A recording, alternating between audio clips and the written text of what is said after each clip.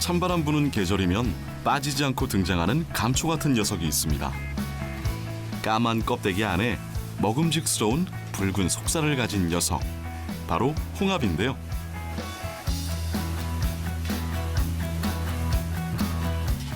누구나 부담 없이 즐길 수 있어 많은 사람들에게 변함없는 사랑을 받고 있죠.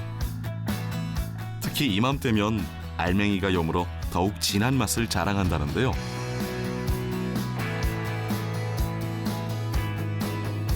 보통 1년 중으로 주기로 봤을 때 10월 중순부터 한 2월 초중순까지가 가장 제철이고 제일 맛있을 때가 아닌가.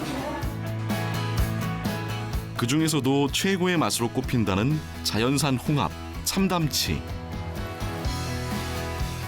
최근엔 자연에서만 볼 수 있었던 참담치 양식에 도전하고 있답니다. 깊고 진한 맛을 품고 우리 곁으로 다가온 홍합을 만나봅니다.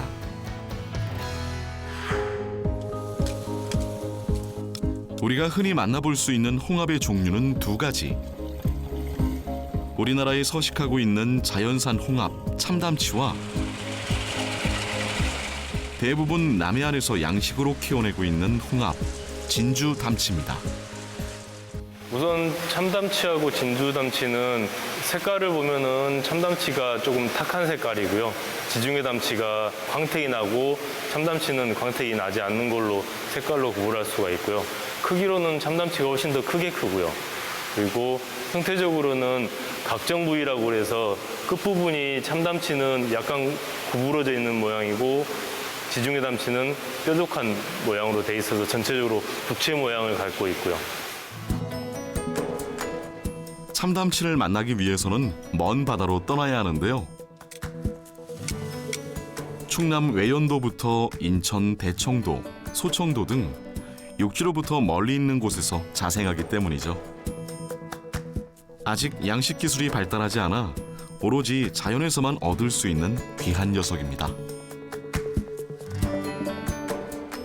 참담치는 원래 우리나라 연안에 분포하던 토종 담치를 참담치라고 하는데요. 흔히 섭이라고도 부르고 홍합, 참담치 이렇게 불리고 있는데요.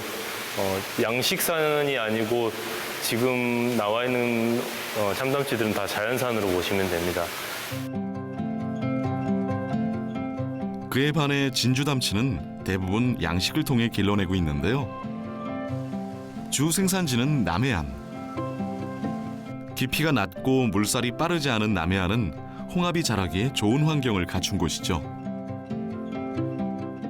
이곳 양식장은 그 가망만 해역에 존재하고 있는 양식장입니다. 우리 가망만 해역은 청정지역으로서 FDA에서도 인정하는 곳입니다.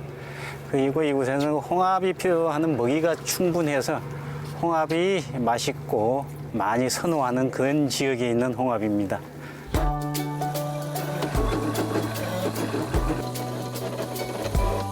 양식 홍합 진주담치는 선박에부터 국내로 유입된 종인데요. 번식력과 환경 적응력이 좋아 이제는 우리나라 홍합 생산량의 90% 이상을 차지하고 있답니다. 이곳에서 그 양식하는 홍합은 흔히들 얘기하는 일컬어지는 그 진주담치라는 그 홍합입니다. 그리고 진주담치는 생장 속도가 빠르고 단시간에 추화할 수가 있어가지고 우리가 흔히들 많이 선호하고 흔히들 많이 양식을 하고 있습니다. 지금 올해 초에 집중호우에 의해서 우리 양식 생물들이 고생을 한번 했습니다. 그런데 지금 상태는 수온도 내려가고 해서 아마 전년도 수준의 어떤 성장 속도를 보이고 있습니다. 그래서 지금은 그런데도 지금 양호한 상태입니다. 먼 바다에서 서식하는 참담치는 자연에서만 얻을 수 있는 귀한 녀석인데요.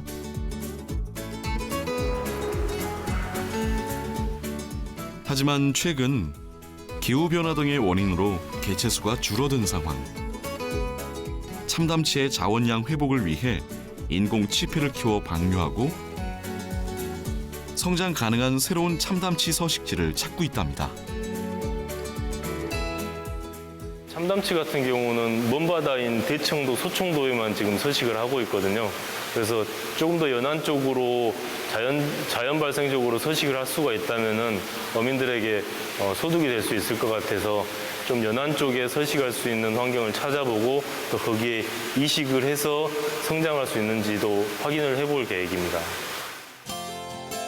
이제는 수조 속을 가득 채울 만큼 참담치 치피를 길러내는 데 성공했지만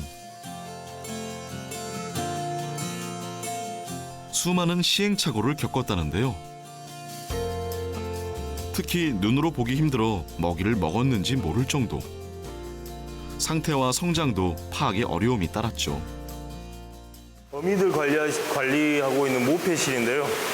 지금 참담치 조금 전에 보셨던 것들의 어미들입니다. 소청도 어민들 협조로 소청도에서 직접 캔 참담치를 받아가지고요. 여기서 이제 알을 받아서 저렇게 키워낸 겁니다. 지금 저렇게 까맣게 색깔이 나고 형태가 나오는데 100일 정도가 걸리는데 그 전에는 현미경으로 봐야 되거든요. 그래서 애들 상태라든가 성장도를 눈으로 쉽게 확인할 수 없는 품종이라서 어미부터 시작해서 알 받아서 한 100일까지가 좀 답답한 시기가 많죠. 잘 안 보이고 먹이를 먹었는지 안 먹었는지 판단하기도 힘들었고 그래서 그 시기가 제일 힘들었고요. 그 시기가 지나면은 색깔도 나오고 형태도 갖추면서 그래도 뭔가 키우고 있구나 또 잘하고 있구나를 그때 정도 돼야지 느낄 수 있었습니다. 식물성 플랑크톤을 먹고 자라는 참담치. 연구소에서는 먹이인 플랑크톤을 직접 배양해서 공급하고 있습니다. 이건 참담치들 먹이를 배양하고 있는 데입니다. 담치는 물속에 있는 식물성 플랑크톤을 먹고 자라거든요. 근데 자연 상태, 그러니까 해수에 있는 식물성 플랑크톤만으로는 대량으로 관리하고 있는 저 참담치들의 먹이로는 부족해서 인위적으로 바닷속에 있는 식물성 플랑크톤을 배양을 해서 먹이로 공급을 하고 있습니다. 먹이를 먹어야 되는 참담치가 어느 정도 개체수인지 또 애들 크기가 어느 정도인지에 따라서 양이 정해집니다. 어렸을 때는 좀 적게 먹다가 이제 지금 저 정도 200일 정도 성장을 하게 되면 먹이 먹는 양이 굉장히 많거든요. 그래서 먹이 양을 점점 늘려가고 있는 중입니다. 해수에 있는 플랑크톤만으로는 치패들의 먹이로 부족한 상황. 그래서 대형 아크릴에 배양해서 먹이를 주고 있는데요. 그렇다면 먹이를 배양하기 위해선 어떤 조건이 갖춰져야 할까요? 네, 식물 플랑크톤이 서식하기에 가장 좋은 온도가 20대 초반이거든요. 그리고 바다에 살고 있는 식물이다 보니까 이렇게 빛을 쬐어주고 또 온도를 적정하게 맞춰주면은 이제 스스로 번식을 하게 되는 거죠. 지금 수조에 있는 이 녀석들이 수조 안에서는 잘 살고 있는데요. 바다에 나갔을 때 얼마나 살 수 있는지를 또 확인을 해야 되고 대량으로 양식이 가능한지도 확인을 해야 될 부분이 있고요. 그래서 남아있는 숙제가 더 많은 상황입니다. 성공하실 것 같습니까? 노력해봐야죠. 그리고 뭐 장담을 할 수는 없지만 노력한 만큼 좋은 결과가 있을 거라고 믿고 있습니다. 오늘의 주인공 참담치와 진주담치를 만나기 위해 인천 종합 어시장을 찾았습니다.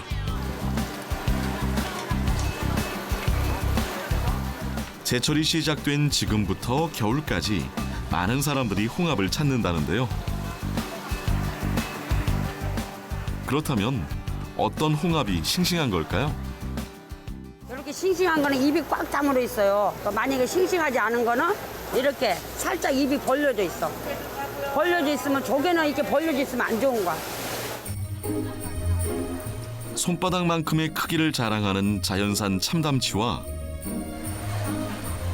흔히 볼 수 있는 양식 홍합 진주담치. 둘의 속을 한번 들여다보았는데요. 자연산과 양식은 자연산은 이렇게 내용물도 뽀얗고 좋고 양식은 이렇게 조그매요. 이렇게 봐요. 빨리 키워 출하하는 양식 홍합에 비해 오래 자란 자연산 참담치가 월등한 크기를 자랑하는데요. 크기만큼 진한 맛과 향을 품고 있죠. 생물뿐 아니라 말린 건어물에서도 홍합의 매력을 찾아볼 수 있는데요. 바로 천연 조미료로 불리는 말린 홍합. 다른 음식의 맛을 돋보이게 해주는 재료로 사용되죠.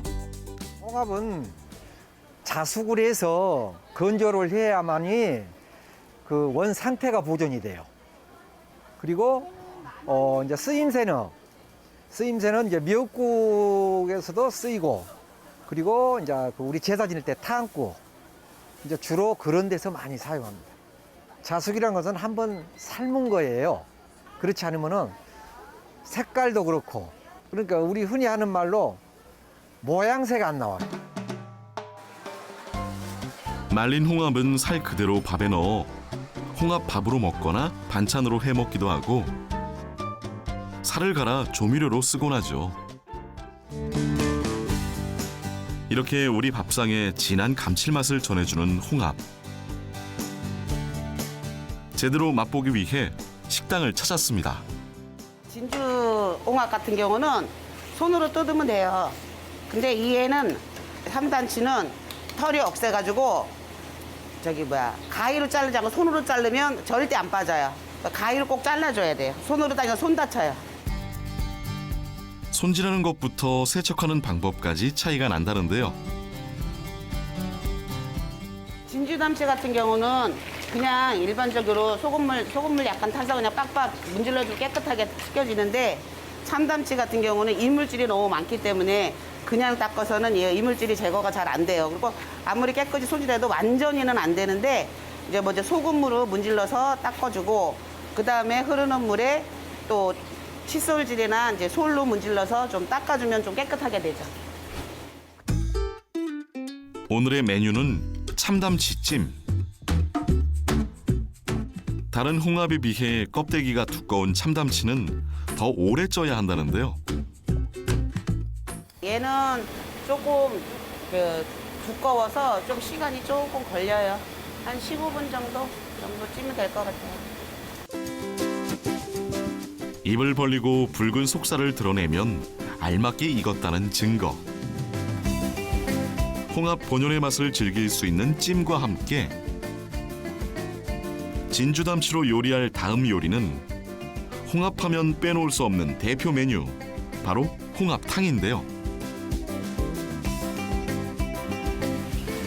찬바람 부는 계절이면 가장 먼저 생각난다는 홍합탕. 담백하고 칼칼한 국물 맛은 물론 쫄깃한 살의 식감까지 느낄 수 있죠.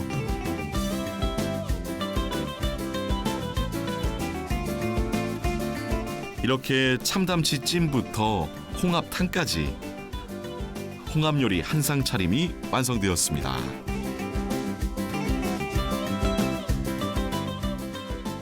지금이 10월 초니까 보통 1년 중으로 주기로 봤을 땐 10월 중순부터 한 2월 초중순까지가 가장 제철이고 제일 맛있을 때가 아닌가.